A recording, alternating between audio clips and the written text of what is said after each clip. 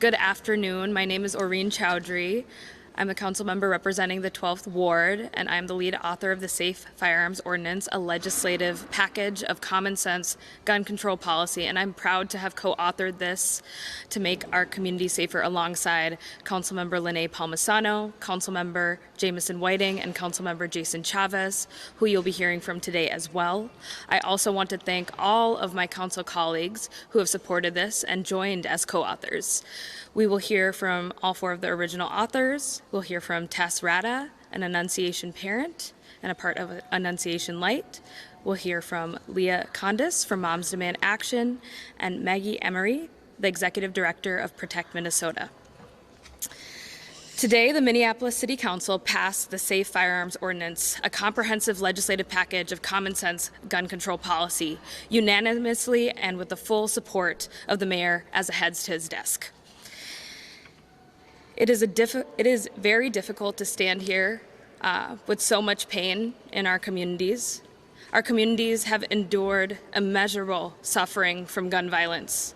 At Annunciation, at Cristo Rey Jesuit High School, our unhoused neighbors, and the many lives of so many families changed forever by a single moment.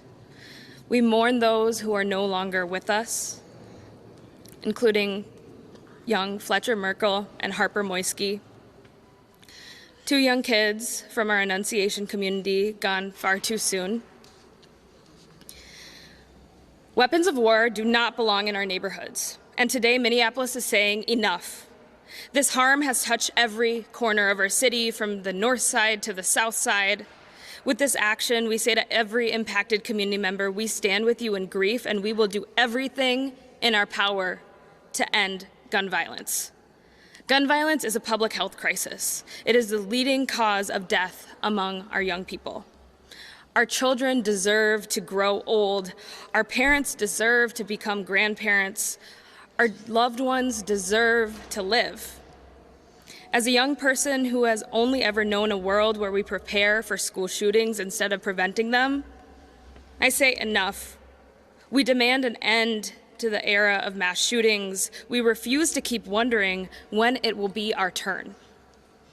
This legislative package includes a ban on assault weapons, a ban on binary triggers, which double the lethality of a firearm, a ban on ghost guns, which circumvent background checks and are untraceable at crime scenes, a prohibition on firearms in sensitive places and public spaces, including schools, churches, and government buildings, and a requirement for safe storage of firearms.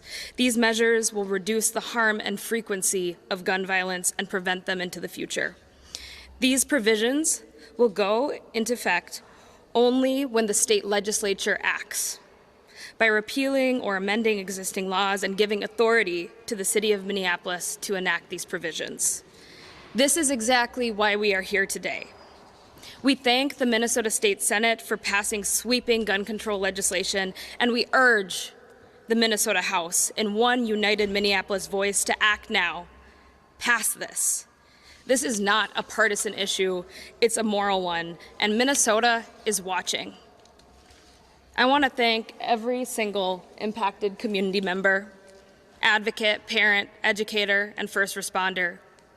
You have had to endure far too much and are asked to do more than anyone should have to do to just get basic policy change.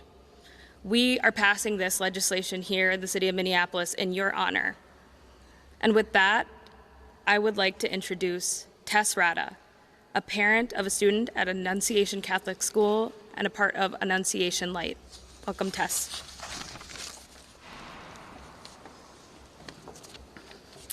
My name is Tess Rada.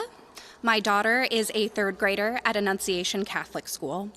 On August 27th, our lives were changed forever when, on the third day of school at the first all-school mass, a gunman shot 116 rounds of gunfire into the church while the students were praying.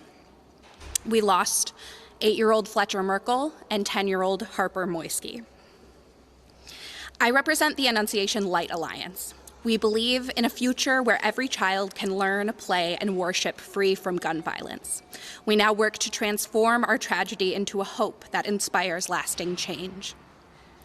I want to thank the Minneapolis City Council for passing this ordinance. It is a wonderful feeling to know that our city is on our side and that they are not going to sit idly by while children in all parts of Minneapolis die senselessly. The Annunciation Light Alliance is fully aligned with this effort and the urgency with which it has been introduced. Intervention and prevention programs must be the focal point to prevent future harm.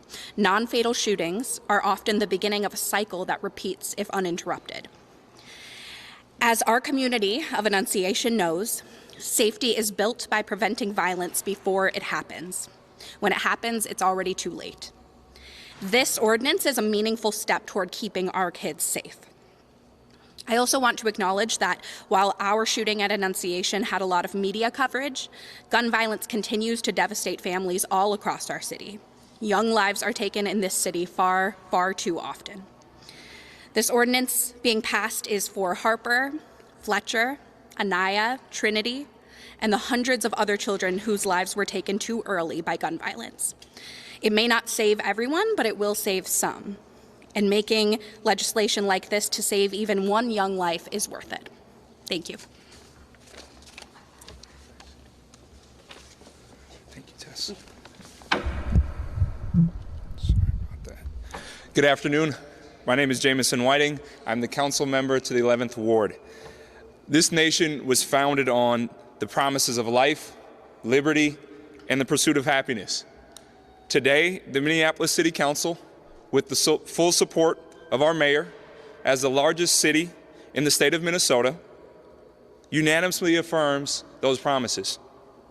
Our children, families, and neighbors deserve a city where they are free from these weapons of war that harm those founding promises. Assault-style weapons have no place on our streets, and I am proud of the work of our body that has put this forward today to remove these weapons from our city. As a survivor of gun violence, I intimately know the residual trauma that these weapons inflict on both those physically harmed and their loved ones. The promise of this city and this country is made whole by continuing to limit the over-proliferation of these guns.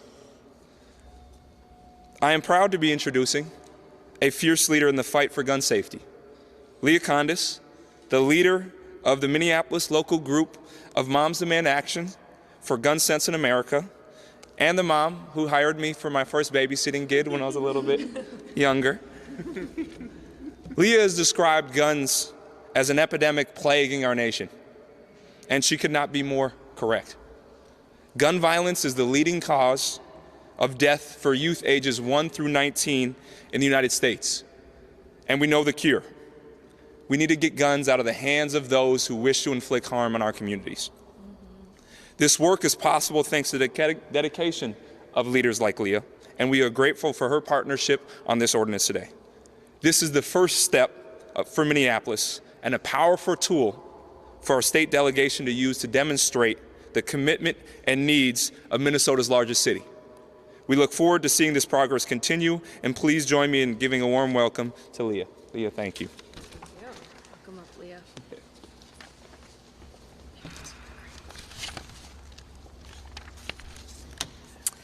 Today is my youngest daughter's 21st birthday. Why is that relevant? Well, in the past 6 years, she has been at the mall for one of their shootings, the state fair for one of their shootings, and her campus was recently on lockdown due to a threat of gun violence. This is what it is like to raise a child in America. Ironically, none of those close calls took place in Minneapolis, where she grew up. In a perfect world, there would be a federal approach to this national issue. Failing that, it would be nice if our state legislature would pass laws to keep our kids safe. But if they can't or won't, the very least they can do is give cities the ability to reduce gun violence.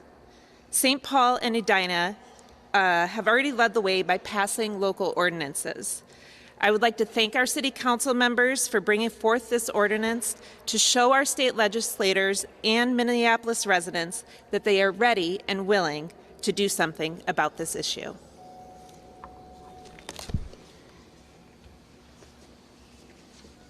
Hello everyone, Jason Chavez, Ward 9 City Council member. As we took this historic vote today, the thought of the Annunciation, kids, and community was on our mind, and the moral clarity from the families who led a historic vote in the state Senate. I also thought about the shootings, mass shootings of our unhoused neighbors who have been targeted, the countless neighbors in South and North Minneapolis who have disproportionately been impacted by gun violence. And my mind was also with Chris Ray Jesuit High School. On August 26, 2025, there was a mass shooting where an individual fired 29 rounds within 8 seconds from a rifle at a group at people. The perpetrator killed Gregory Sweeten and 6 others were injured. And this is the high school that I proudly graduated from, where 98% of the students identify as Black or Latino.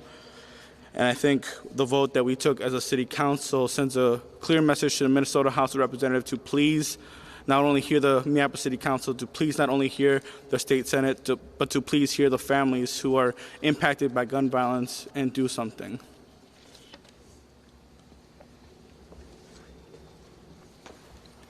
Lene Palmisano, Minneapolis City Council.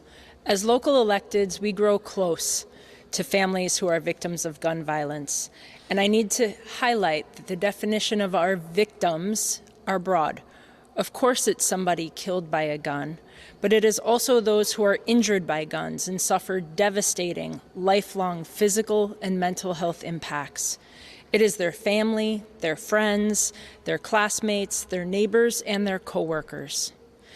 It's the first responders who rush to the scene to treat victims and save lives. Some have lost their lives in doing so.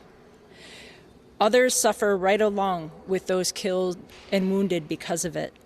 And it is our entire community and city who have their faith in humankind shattered, but who also rise to action, as we see here today and have seen this week at our public hearing.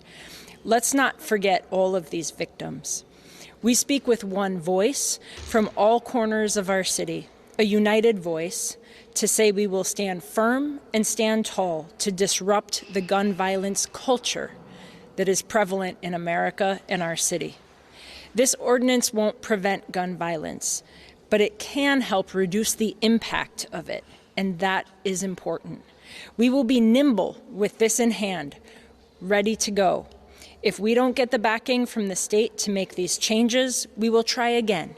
And if we don't get it next year, we will try again. We will continue until this gets done. We will be carried forward in this work by the memory of victims across our city, and we will do right by them to say, not here in Minneapolis. Next up, we have Maggie Emery, Executive Director of Protect Minnesota. Maggie and her team work across the state to educate communities about gun violence. Maggie has built coalitions with other gun violence prevention groups to present a unified voice, and she's especially skilled at bringing in folks who aren't traditionally in this conversation, but are really and at times repeatedly impacted by gun violence. So, Maggie Emery.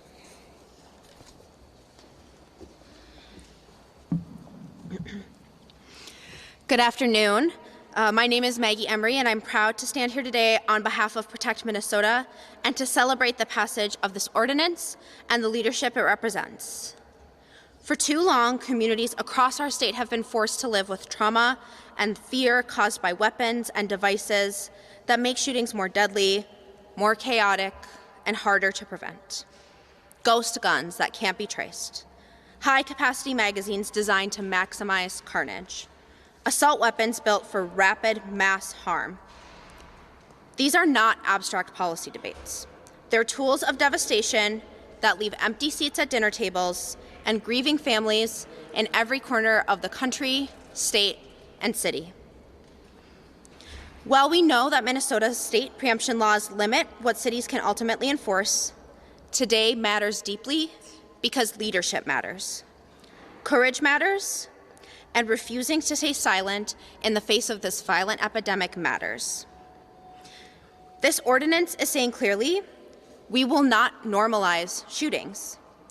We will not accept inaction as the price of living in America. and we will continue pushing for evidence-based solutions that will save lives.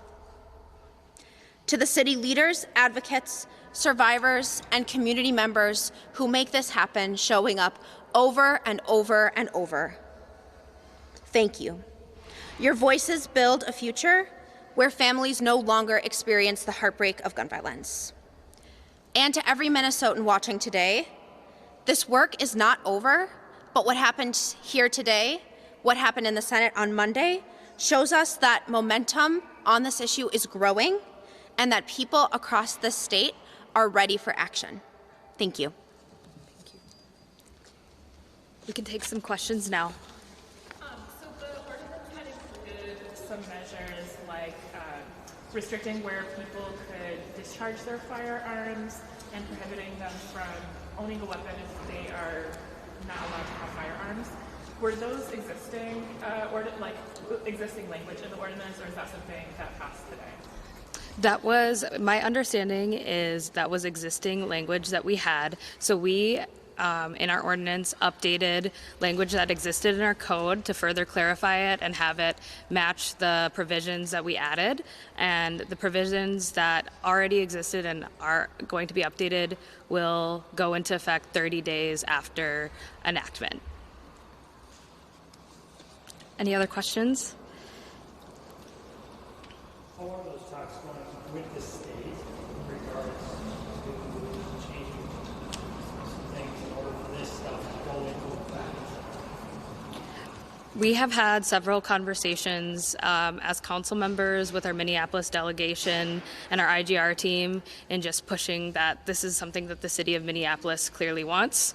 We understand that it is going to be really difficult at the State House in this upcoming vote, and we back our Minneapolis delegation and the authors, Representative Emma Greenman and then Senator Mohammed, who passed it in the Senate, every step of the way, and we're at the ready to support, along with several cities that have passed this type of legislation.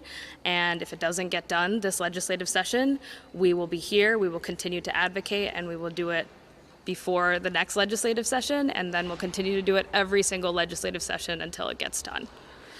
And I think one thing that's important to note is we're asking for local authority if it's not going to pass statewide, but obviously we want to see statewide provisions go through.